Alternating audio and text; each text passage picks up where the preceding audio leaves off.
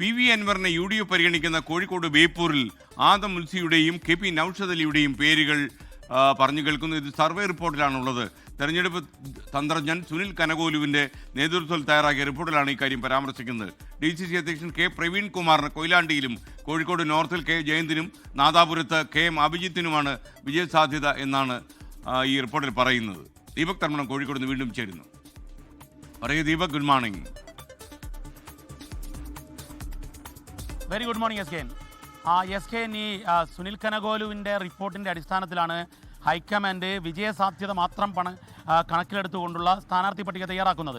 അതിനിടയിലാണ് ഇത്തരം വിവരങ്ങൾ പുറത്തു വരുന്നത്. അതിൽ ഏറ്റവും പ്രധാനപ്പെട്ട കാര്യം, ഒന്ന്, PV അൻവർ കോൺഗ്രസിനൊപ്പം UDFനൊപ്പം വന്ന ശേഷം അദ്ദേഹം ബേപ്പൂരിൽ മത്സരിക്കും, മന്ത്രി മുഹമ്മദ് റിയാസിനെതിരെ മത്സരിക്കും എന്നുള്ള രീതിയിലാണ് പ്രചരണം. ആ രീതിയിലുള്ള ഫ്ലക്സ് ബോർഡുകളും എല്ലാം വന്നതാണ്. പക്ഷേ എന്നാൽ സുനിൽ കനകോലുവിൻ്റെ റിപ്പോർട്ടിൽ വിജയസാധ്യത പട്ടികയിൽ PV അൻവർ ഇല്ല. മാത്രവുമല്ല, ആ മണ്ഡലത്തിൽ നിന്നും 2 കോൺഗ്രസ് നേതാക്കളുടെ പേര് വന്നിരിക്കുന്നു. ഒന്ന് ആദം മുൻഷിയാണ്. ആദം മുൻഷി പഴയ യൂത്ത് കോൺഗ്രസ് നേതാവാണ്, അതുപോലെ തന്നെ KPCC അംഗമാണ്. മറ്റൊന്ന് KPCC സെക്രട്ടറി ആയ KP നൌഷദ് അലിയാണ്. മാധ്യമ ചാനൽ ചർച്ചകളിൽ തിളങ്ങുന്ന ആളാണ്. അദ്ദേഹത്തിൻ്റെ പേരുമാണ് അവിടുന്ന് വന്നിരിക്കുന്നത്. മറ്റു പട്ടികയിലേക്ക് പോയി കഴിഞ്ഞാൽ DCC president advocate Praveen Kumar കൊയിലാണ്ടിയിൽ വിജയസാധ്യതയുണ്ടെന്ന് പട്ടികയിലുണ്ട്. മാത്രവുമല്ല, ഈ കാര്യത്തിൽ DCC വൃത്തങ്ങളും സ്ഥിരീകരിക്കുന്നു പ്രവീൺ കുമാർ കൊയിലാണ്ടിയിൽ മത്സരിക്കുമെന്നുള്ളത്. KPCC നേതാക്കളും സ്ഥിരീകരിക്കുന്നുണ്ട്. മറ്റൊന്ന്, നാദാപുരത്ത് KM അഭിജിത്ത്, യൂത്ത് കോൺഗ്രസ് നേതാവാണ് KM അഭിജിത്ത്. അതുപോലെ ബാലുശ്ശേരിയിലേക്ക് KSU നേതാവ് TV സൂരജ്, KSUവിൻ്റെ ജില്ലാ പ്രസിഡന്റാണ് TV സൂരജിൻ്റെ പേരിൽ. എലത്തൂർ മണ്ഡലം മാണി സി കാപ്പൻ്റെ പാർട്ടിയിൽ നിന്നും തിരിച്ചെടുക്കുന്നു. അവിടത്തേക്ക് ദിനേശ് മണിയുടെയും വിദ്യാ ബാലകൃഷ്ണൻ്റെയും പേര് കൂടി നിർദ്ദേശിച്ചിരിക്കുന്നു. കോഴിക്കോട് നോർത്തിൽ K ജയന്തിൻ്റെ പേരും. അതായത് ചുരുക്കത്തിൽ ഒരു കനകോലു റിപ്പോർട്ടിൻ്റെ അടിസ്ഥാനത്തിൽ ഒരു സ്ഥാനാർത്ഥി നിർദ്ദേശ പട്ടിക കോഴിക്കോട് തയ്യാറായി കഴിഞ്ഞു. അതിൽ ബേപ്പൂരിൽ PV അൻവറിന് വിജയസാധ്യതയില്ല എന്നുള്ളത് കൃത്യമായി വ്യക്തമാക്കുന്നു. എന്നാൽ അതേ സമയത്ത് DCC പ്രസിഡന്റുമാർ മത്സരിക്കണമോ വേണ്ടയോ എന്നുള്ള ചർച്ചകൾ ഹൈക്കമാൻഡ് തലത്തിലൊക്കെ നടക്കുകയാണ്, KPCC തലത്തിലൊക്കെ നടക്കുകയാണ്. ആ ഘട്ടത്തിൽ DCC പ്രസിഡന്റ് പ്രവീൺ കുമാറിനെ കൊയിലാണ്ടിയിൽ നിർത്തിയാൽ വിജയസാധ്യതയുണ്ടെന്നുകൂടി ഈ റിപ്പോർട്ട് പറയുകയാണ് SK.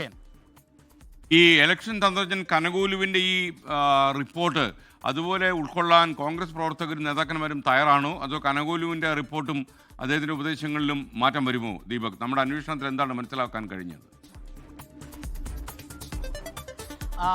SK, ഈ ഡൽഹിയിൽ വെച്ച് KC വേണുഗോപാലിനെ കണ്ടപ്പോൾ സ്ഥാനാർത്ഥി പ്രഖ്യാപനത്തിൽ ഇക്കുറി പ്രശ്നങ്ങൾ ഉണ്ടാകില്ല. സാധാരണ കോൺഗ്രസിൽ സ്ഥാനാർത്ഥി പ്രഖ്യാപനത്തിൽ വലിയ പ്രശ്നങ്ങൾ ഉണ്ടാവാറുള്ളതാണ്. ഉണ്ടാകില്ല എന്ന് പറഞ്ഞു. അതുപോലെ തന്നെ അദ്ദേഹം പറഞ്ഞത് ആദ്യം സ്ഥാനാർത്ഥികളെ പ്രഖ്യാപിക്കും, എല്ലാം തയ്യാറാണ് എന്നുള്ളതാണ്. ഈ വാചകത്തിൽ നിന്നാണ് നമ്മുടെ അന്വേഷണത്തിലേക്ക് കടക്കുന്നത്.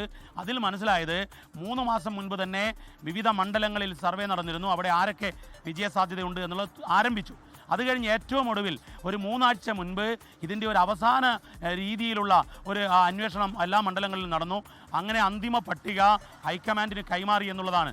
അങ്ങനെ കനകോലു പട്ടിക പ്രകാരം തന്നെയായിരിക്കും വിജയസാധ്യത മാത്രം കണക്കിലെടുത്തുകൊണ്ടുള്ള ഒരു തീരുമാനം.